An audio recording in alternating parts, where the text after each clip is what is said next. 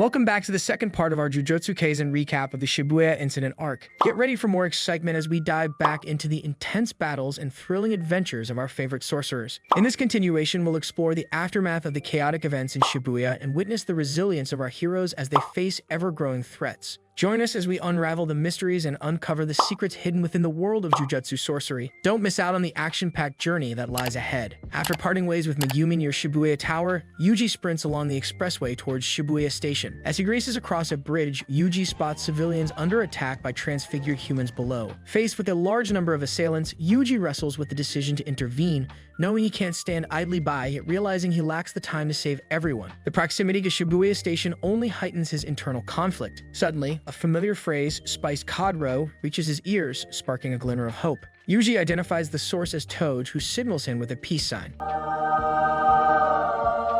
Encouraged, Yuji leaps down and urges Inumeki to safeguard the civilians. In response, Toad utters "salmon, salmon," prompting Yuji to depart swiftly. What? Entrusting the situation to his senior. As Yuji departs, Toad swiftly unzips his turtleneck, revealing what appears to be a megaphone. He harnesses his cursed speech against the transfigured humans, swiftly springing into action to defend the helpless civilians. Yuji rushes into Shibuya Station, unaware of the danger lurking within. Little does he know, Choso is poised inside, seeking vengeance for his fallen brothers. As Yuji enters the station, he's taken aback to find it nearly deserted. Confused, he questions whether he's on the right path, expecting to encounter a large group of trapped individuals as he was led to believe. Choso strikes with his curse technique, catching Yuji off guard and piercing his left arm with blood manipulation. Convergence piercing blood. As they clash, Choso demands to know his brother's final words, learning they cried before their demise.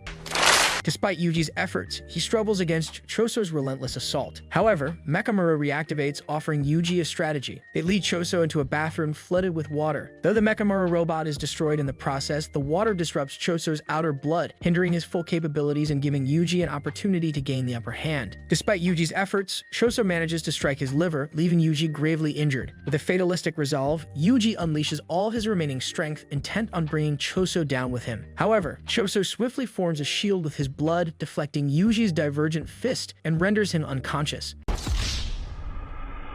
As Choso prepares to deliver the finishing blow, Sukuna expresses disappointment. Yet, unexpectedly, memories flood Choso's mind, recalling moments spent with his brothers, including Yuji.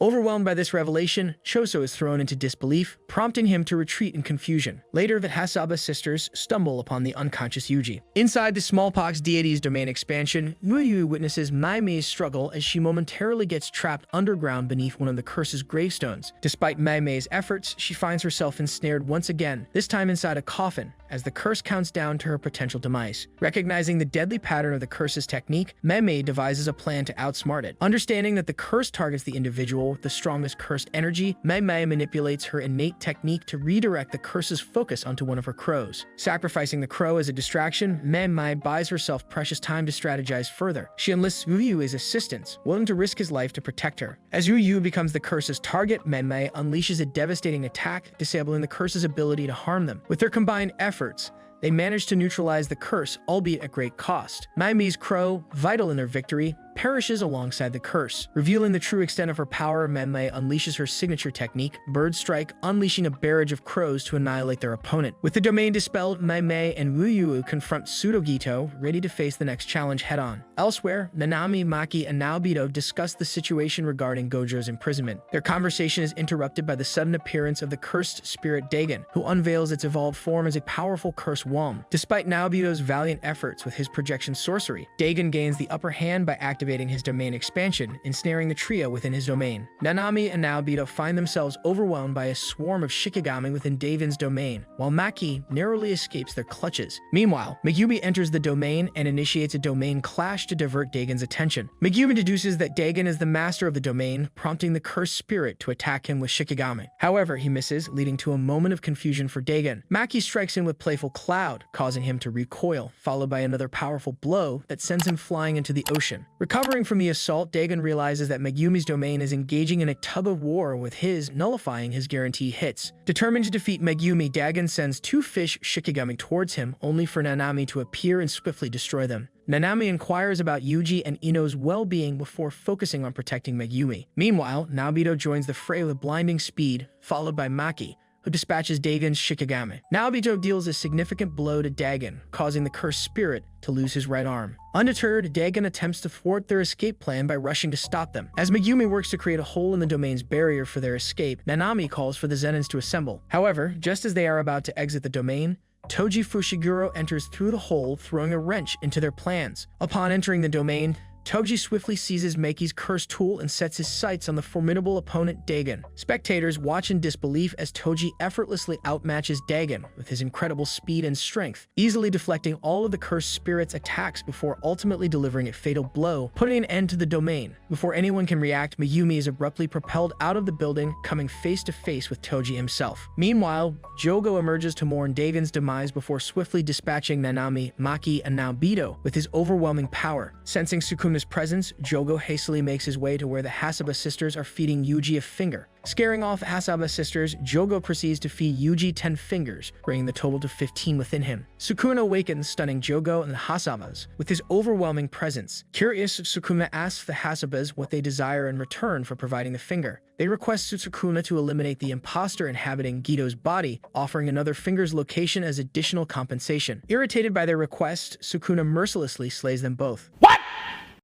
Turning his attention to Jogo, Sukuna listens as the cursed spirit expresses his desire for Sukuna's complete resurrection and suggests making a pact with Yuji to take control of his body. Sukuna, however, has his own plans and refuses the proposition. Instead, he offers Jogo a challenge. If Jogo can land even a single hit on him, Sukuna will consider assisting his group. In the intense battle between Megumi and Toji, both are pushed to their limits by each other's power and speed. As they reach a critical moment, they narrowly avoid fatal blows, forcing a temporary ceasefire. Toji reminisces about the past, recalling the moment he sold Megumi to the Zenins. Curious, he asks Megumi for his name, and upon hearing Fushiguro, Toji takes his own life by stabbing himself in the head, content with Megumi's growth. Just as Megumi prepares to seek medical aid from Shoko, he is caught off guard by a surprise attack from Haruta. Meanwhile, Kusuke and Panda are engaged in a standoff, patrolling Shibuya to avoid confrontation. However, their peaceful patrol is disrupted when they encounter Gito's former followers, but their skirmish is abruptly interrupted by the clash between Sukuna and Jogo. In a catastrophic display of power, Jogo unleashes his fiery wrath upon Shibuya, causing widespread destruction. However, Sukuna proves to be a formidable opponent, effortlessly evading Jogo's attacks and retaliating with his own ferocious intensity. Amidst the chaos, Sukuna takes pleasure in toying with the sorcerers caught in the crossfire.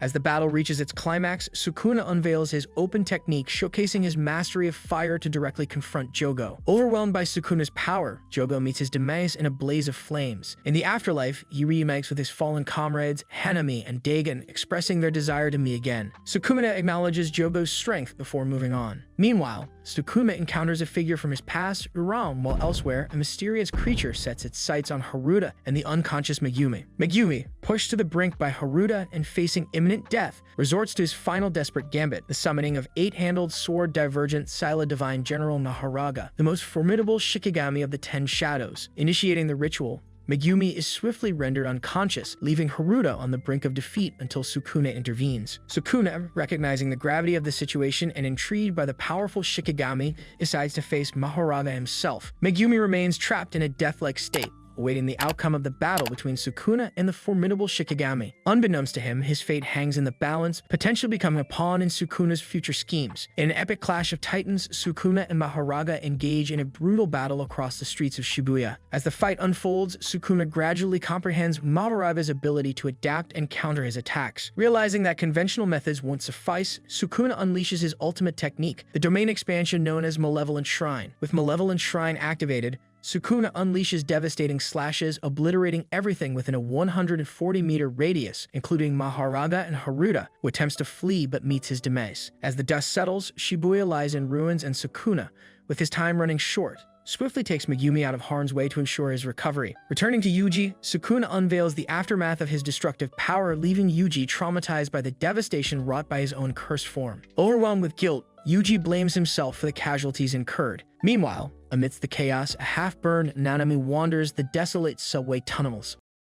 As he makes his way down the stairs of Shibuya Station, Yuji's mind is flooded with memories of the words that have guided him since his days at Jujutsu High, along with the final wish of his grandfather. Meanwhile, Nanami, bearing severe injuries from his encounter with Jogo's flames, navigates the corridors with a surreal calmness, envisioning himself amidst the serenity of a tropical beach. Unaware of Mahito's presence inside a nearby photo booth, Nanami's thoughts drift to his imagined paradise, wishing for the simple pleasures he never had the chance to enjoy. Despite his fatigue and longing for peace, Nanami's resolve to rescue Megumi drives him forward, even as he battles through hordes of transfigured humans. With each swing of his worn sword, he fights on, the image of his idyllic retreat fueling his determination. Yuji, drawn by the sounds of the skirmish, hurries towards the fray, unaware of the peril that awaits. As Nanami continues to fend off the transfigured humans, he senses Mahito's presence behind him, prompting a chilling confrontation between sorcerer and cursed spirit. With Yuji silently observing from the shadows, Nanami, facing Mahito's looming threat, reflects on his return to the world of sorcery with a sense of uncertainty. He questions Haibara's motives, expressing his desire not to succumb to resentment and curse Yuji. Meanwhile, Mahito takes notice of Yuji's approach, amused by the young sorcerer's presence. As Yuji nears, Haibara gestures towards him, prompting Nanami to acknowledge his protege with a smile,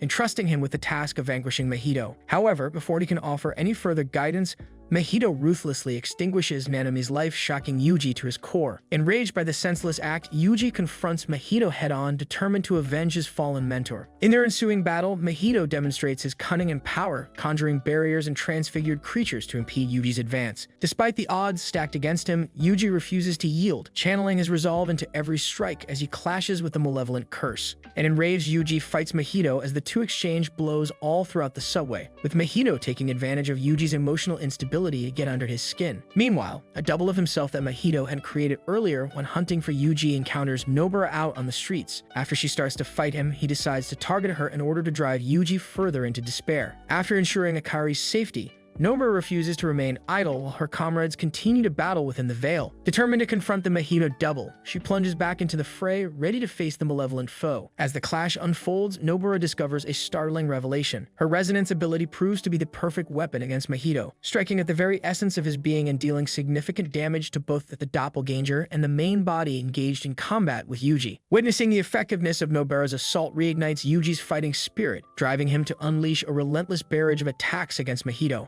However, the cunning curse spirits manage to elude their adversaries, leading them into a confined hallway where they execute a strategic maneuver, swapping places to catch Nobara off guard. In a sudden and devastating turn of events, the real Mahito seizes the opportunity to make a fatal move, touching Nobara's face with malicious intent. As Nobara grapples with the pain of Mahito's attack, she reflects on her past, reminiscing about her childhood in her village and the close bonds she shared with her friends, particularly Fumi and the admired Sori. However, her nostalgia is tainted by the painful memories of Sori's ostracization by the villagers, which left Nobara heartbroken and disillusioned. Before departing for Tokyo, Nobara made a solemn vow to Fumi, promising that they would one day reunite with Sori. Meanwhile, in the present, a remorseful Sori contemplates her past actions and the impact they had on her former friends. As she envisions a scene of her companion surrounded by empty chairs and a haunting white void, Nobara shares a poignant sentiment with Yuji, acknowledging that despite the hardships she faced, her life held moments of joy and connection. Tragically, as Nobara relays her reflections to Yuji, disaster strikes, the left side of her face erupts in a violent explosion, leaving her lifeless body sprawled on the ground, much to Yuji's horror and despair. As Yuji grapples with shock and guilt over Nobara's apparent death, Mahito mercilessly attacks him, exploiting his vulnerable mental state. Even unleashing a devastating black flash, Mahito continues to taunt Yuji's wavering resolve. However, just as Mahito prepares to deliver a fatal blow, Todo arrives just in time, saving Yuji from certain death. With Todo's encouragement, Yuji begins to regain his motivation, bolstered by the support of his allies. Arata Nida tends to Yuji's injuries and offers a glimmer of hope regarding Nobara's condition, suggesting that there's a possibility she may survive. Perfect. Buoyed by this possibility and fueled by newfound determination, Yuji joins Todo in confronting Mahito once more, ready to face the cursed spirit head-on. Meanwhile, the rest of the Kyoto students make their way to Shibuya to support. Maiwa engages in a heartfelt conversation with Mekamaru's puppet. She expresses her frustration over Mekamaru's actions, believing his attempts to shield them from danger imply that he views them as weak. In a poignant moment before disappearing, Mekamaru confides in Maiwa, revealing his deep desire to protect the one he loved, regardless of the consequences. Overwhelmed with emotion, Maiwa breaks down in tears, grappling with the weight of Mekamaru's sacrifice. Meanwhile, the intense battle between Yuji, Todo, and Mahito rages on, with Todo's curse technique and Nobara's previous intervention proving to be significant challenges for Mahito. Despite their best efforts, Mahito counters with a barrage of transfigured humans, abruptly thrusting the confrontation back onto the chaotic streets of Shibuya. Yuji and Todo continue their fight against Mahito. Mahito attempts to keep Todo occupied by creating several formidable transfigured humans, but Todo swiftly dispatches them and reunites with Yuji. Drawing inspiration from Gojo, Mahito activates a lightning-fast domain expansion lasting just 0.2 seconds, evading Sukuna's counterattack and managing to strike Todo. However, Todo acts quickly, severing his own hand to avoid being fully affected by the transfiguration. Seizing the opportunity, Todo's locket distracts Mahito, allowing Todo to activate his curse technique by clapping Mahito's hand. This distraction gives Yuji the opening he needs to deliver a devastating blow with a black flash. However, at this moment, Mahito has figured out the true shape of his own soul and activates idle transfiguration on himself, becoming the self-embodiment of perfection. His hide proves to be even stronger than Choso's to attack, so Yuji prepares to attack with another black flash. Todo once again distracts Mahito, making him think he's used his curse technique, but it in fact no longer works, allowing Yuji to hit the black flash, destroying Mahito's form. Yuji admits to Mahito that they are one the same and that he will kill him as many times as he has to. A completely hysterical Mahito attempts to flee while Yuji slowly follows behind. But before Yuji can kill him, Pseudo-Geto appears before Mahito, offering to save him. Panda rescues Kusakabe from the destruction in Shibuya, while Mei Mei and Yui are revealed to have fled to Malaysia. After incapacitating Yuji with his cursed spirits, Pseudo-Geto proceeds to absorb and consume Mahito, using Mizumaki to take his curse technique for himself. Just as the situation escalates, the Kyoto students arrive to provide backup, but they find it challenging to inflict any effective damage on Pseudo-Geto. When Mei attempts to attack him, Pseudo-Geto responds with a powerful maximum Mizumaki, only to be intercepted by Kusakabe's timely intervention. Amidst the chaos, Choso suddenly appears, confronting Pseudo-Geto about his true identity as the man who experimented on him, Noritoshi Kamo, considered the most evil sorcerer in history. Pseudo-Geto reveals that Kamo is just one of the many identities he's assumed throughout the years. Choso, fueled by the desire for revenge upon realizing Yuji is supposedly one of his brothers, engages in battle against Pseudo-Geto. Despite his determination, Choso finds himself overpowered by Pseudo-Geto's strength. As the other sorcerers attempt to join the fray, their efforts are thwarted by Yuram,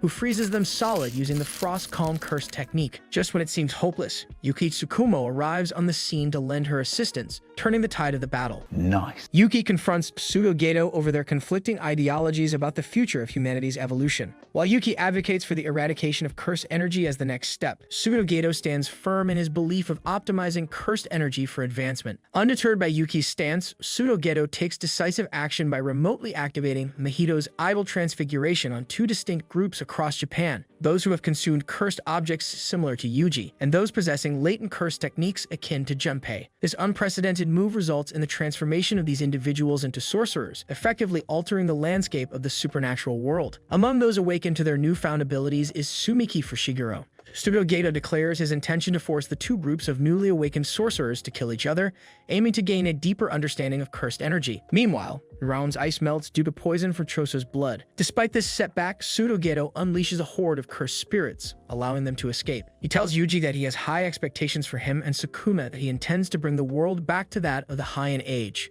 In the aftermath of the Shibuya incident, people across the country react to the mysterious attack. The government struggles to deal with the chaos, considering plans to publicly acknowledge the existence of cursed energy as cursed spirits become more rampant on the streets. Meanwhile, the Jujutsu higher-ups declare Gojo an accomplice in the Shibuya incident, sentence Principal Yaga to death, and reinstate Yuji's execution, with Yuta Akatsu named his executioner. And that wraps up the second part of our Jujutsu Kaisen recap for the Shibuya incident arc. We hope you enjoyed revisiting the intense battles, emotional moments, and surprising twists that unfolded in this action-packed saga. As our heroes continue to navigate the challenges ahead, stay tuned for more adventures, mysteries, and epic showdowns in the world of Jujutsu sorcery. Make sure to join us for future recaps as we follow the journey of Yuji Itadori and his friends. Until next time, happy watching and may the cursed energy be with you.